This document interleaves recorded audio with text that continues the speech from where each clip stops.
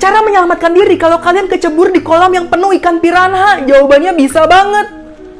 Pertama, perhatiin dulu jenis ikan piranha yang kayak gimana. Yang paling agresif adalah yang perut merah kayak gini nih. Ini yang paling sering untuk menyerang. Yang pertama, kalau kalian udah terlanjur nyebur, kalian usahain tenang dan jangan banyak gerak. Piranha itu suka sasarannya itu kalau panik, merasa terancam, dan gampang untuk diserang. Dan kalau kalian banyak melakukan gerakan, itu merupakan sebuah kode buat mereka untuk menyerang, karena kalian itu udah mulai lemah. Selanjutnya, jangan banyak membuat suara kayak cipak-cipak terus dan lain-lain, teriak, dikarenakan mereka bisa mendeteksi suara. Ketika salah satu dari mereka aja bisa mendeteksi suara musuh nih, mereka akan mengajak ikan-ikan yang lain untuk barengan menyerang, dan akhirnya diseranglah kalian habis. Selanjutnya, kalian bisa cari tempat yang lebih dalam untuk menyelam, dikarenakan ikan piranha ini suka yang landai, yang anget. Tapi kalau kalian lebih dalam, itu lebih dingin airnya, mereka itu cenderung nggak suka dan nggak mengikuti. Cara selamat kalau kalian terkubur di bawah tanah kayak gini? Jawabannya bisa banget. Jadi sebenarnya orang zaman dulu juga udah ketakutan kalau misalkan sewaktu-waktu mereka udah meninggal, taunya hidup lagi. Jadi mereka mendesain peti yang ada kacanya, ada belnya, ada bahkan ada lubang udaranya. Cara selamat yang pertama, jangan panik, dikarenakan kalau kalian panik, udara atau oksigen di sekitaran kalian akan cepat habis. Dan kalau keburu habis, kalian akan kecapean sendiri dan akhirnya nggak bisa bernafas, yang akhirnya meninggal juga. Selanjutnya, pahami situasi sekitar, cari alat-alat yang bisa membantu kalian untuk keluar, dan pahami kalau kalian di dalam peti, bagian tengah peti itulah yang bisa diketok-ketok, biasanya yang paling lemah. Coba kasih sinyal ke orang luar dengan cara mengetok-ketok. Kalau kalian teriak, itu percuma juga karena di dalam tanah. Selanjutnya, persiapkan diri kalian untuk keluar, dimana setelah kalian bobol tuh, nanti kalian akan memasukkan kepala kalian ke dalam baju yang kalian ikat seperti ini nih. Lindungi pernapasan kalian, dikarenakan kalau misalkan si tanah-tanahnya udah masuk ke hidung, itu udah susah banget untuk bernafas. Minta tolong yang terakhir. Cara selamat kalau kalian terancam bakal diseruduk sama badak kayak gini, serem banget. Saking temperamennya si badak ini, di tahun 2019 di sebuah kebun binatang di Jerman, itu pernah ada satu mobil yang akhirnya diseruduk dan akhirnya dibolak-balikin, guys. Yang pertama, kalau kalian ngelihat badak ini dari jauh, kalian jangan langsung bergerak, justru kalian harus diam. Karena nih kalau kalian perhatiin, badak itu mata kiri sama kanannya itu lumayan jauh kan, jadi mereka itu tidak bisa mempergunakan mata mereka secara bersamaan. Jadi kalau kalian melihat badak ini udah dari jauh, kalian coba sembunyi di balik batu atau bahkan di atas pohon, pokoknya terhindar dari tatapan si badaknya ini. Karena dia melihat mangsanya itu pertama lewat deteksi gerakan juga. Yang kedua, kalau kalian udah ngelihat badak dari jauh, coba kalian jalan mengikuti arah angin itu kemana. Nah, penciuman mereka itu lumayan tajam, dimana kalau bau badan kalian itu tercium dan kalian nggak jalan sesuai arah angin, itu nanti akan nabrak hidung mereka dan langsung dicari. Kalian warga Yogyakarta, kalian tahu jembatan ini nggak? Katanya tiap malam itu ada suara cewek yang suka minta, tolong, tolong, ini di mana? Jadi ini adalah jembatan Gondolayu di kawasan Yogyakarta, di mana jembatan itu lumayan terkenal dikarenakan banyak juga orang yang lalu lalang di sini. Nah, konon katanya di jembatan ini sebelum dibangun oleh Belanda, mereka itu punya syarat untuk membangunnya, di mana mereka harus mempersiapkan satu perjaka, satu perawan, dan satu pasang orang yang baru menikah.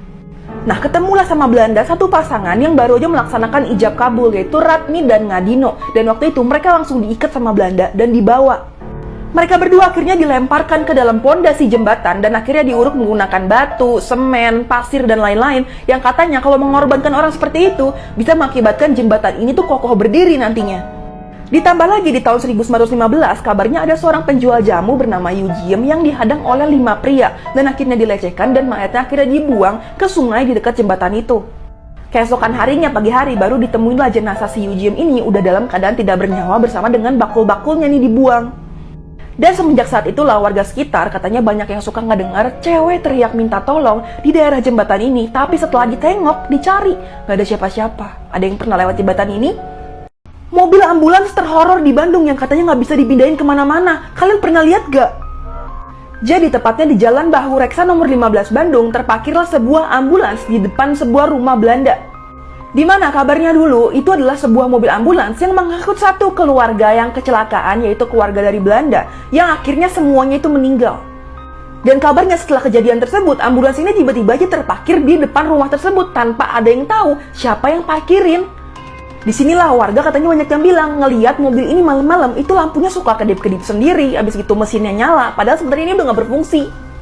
Dan kabarnya setiap ambulans ini mau dipindahin ke tempat yang baru, itu selalu balik lagi entah gimana caranya ke Jalan Bahu Reksa nomor 15. Tapi masalah dipindahin tadi kayaknya agak bisa dibantah dikarenakan mobil ini akhirnya dibeli oleh seorang kolektor asal Parung Bogor dan akhirnya mobil ini dipindahkan. Yang orang Bandung ada yang pernah lihat? Cara menyelamatkan diri kalau kalian terjebak di bawah air kayak gini, asli ini ngap banget.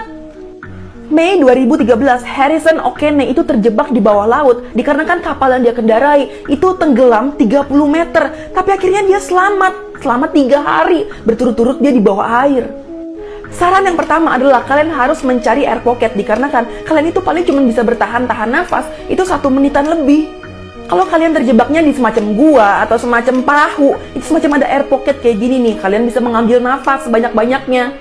Selanjutnya, selain mengambil nafas, kalian juga harus membuat sesuatu yang bisa kalian naikin. Jadi kalian itu di atas air, karena kalau kelamaan di air, kalian bakalan hipotermia karena kedinginan. Selanjutnya, kalian harus membuat air di sekitaran kalian itu bergerak terus dikarenakan kalau air ini bergerak, dia bisa menghirup karbon dioksida sehingga di sekitaran kalian oksigen itu nggak cepat habis. Dan saran yang selanjutnya adalah membuat kode agar penyelamat itu datang ke tempat kalian. Cara menyelamatkan diri kalau kalian dikejar sama gajah yang tiba-tiba ngamuk kayak gini, ini serem banget. Gimana kalau keinjek? Jadi walaupun kadang-kadang si gajah ini di tempat-tempat tertentu itu terlihat ramah, baik, friendly banget sama manusia, tapi di beberapa daerah, kalau misalkan gajah ini masih liar dan belum terlatih, dia itu galak banget. Di India sendiri, gajah itu sudah memakan korban setiap tahunnya 300 manusia. Kabarnya yang pertama, kalian harus memperhatikan gerak-gerik si gajah ini dulu. Dia beneran mau nyerang atau cuman mau ngegertak kalian doang? Kalau mau gertak, biasanya dia lari dengan cepat ke arah kalian, terus kupingnya digoyangin kiri kanan, dan akhirnya dia berhenti sendiri. Yang kedua, kalau kalian udah terlanjur dikejar kayak gini, kalian coba lari dengan gaya zigzag dikarenakan berat tubuh mereka itu kan udah berat banget dan dia tuh cuma bisa lari 25 km per jam dan paling 50 meteran doang. Jadi kalian kalau larinya lumayan kencang itu bisa selamat. Selanjutnya, kalau kalian bawa semprotan cabai, capsaicinnya itu nanti akan masuk ke dalam hidung dan akhirnya bikin dia itu nggak nyaman dan akhirnya mudah-mudahan dia berhenti ngejar kalian. Guys, kalian hati-hati banget ya. Kalau kalian lagi sendirian di rumah, tiba-tiba ada yang ngetok pura-pura mau jualan kayak gini. Ini bahaya banget, bisa jadi itu orang jahat. Jadi suatu hari ada seorang ibu-ibu yang nyamperin sebuah rumah dan lihat kanan kiri dulu nih. Akhirnya dia ketok dan ternyata dia katanya mau nawarin jualan anak kecil, baju-baju anak kecil gitu. Akhirnya yang punya rumah bilang, oh ya bentar saya ambil uang dulu ya. Dia akhirnya masuk ke dalam rumah dan akhirnya pas dia lihat kanan kiri, dia cek nih rumahnya. Apakah ada orang lain di dalam situ?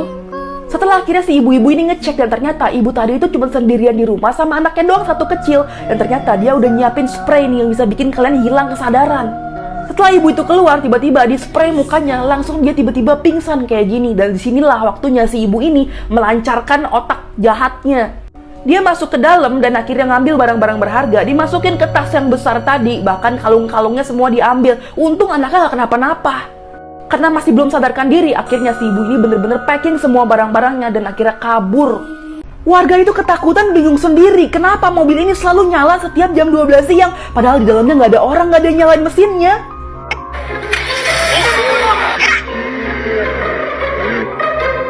Jangankan warga, pemiliknya aja sampai bingung. Padahal ini bukan mobil modern zaman sekarang yang bisa dinyalain dalam jarak jauh ya. Itu mobil tua yang udah 15 tahun. Modelan kuncinya juga masih modelan kunci zaman dulu kayak gini. Dan dia mengaku dia nggak pernah modifikasi mobilnya macem-macem. Ini orang-orang tuh sampai kayak ngumpul kayak gini depan restoran setiap jam 12 siang untuk nyaksiin bener gak nih nyala mobilnya. Dan ternyata ini pasti tunggu jam 12.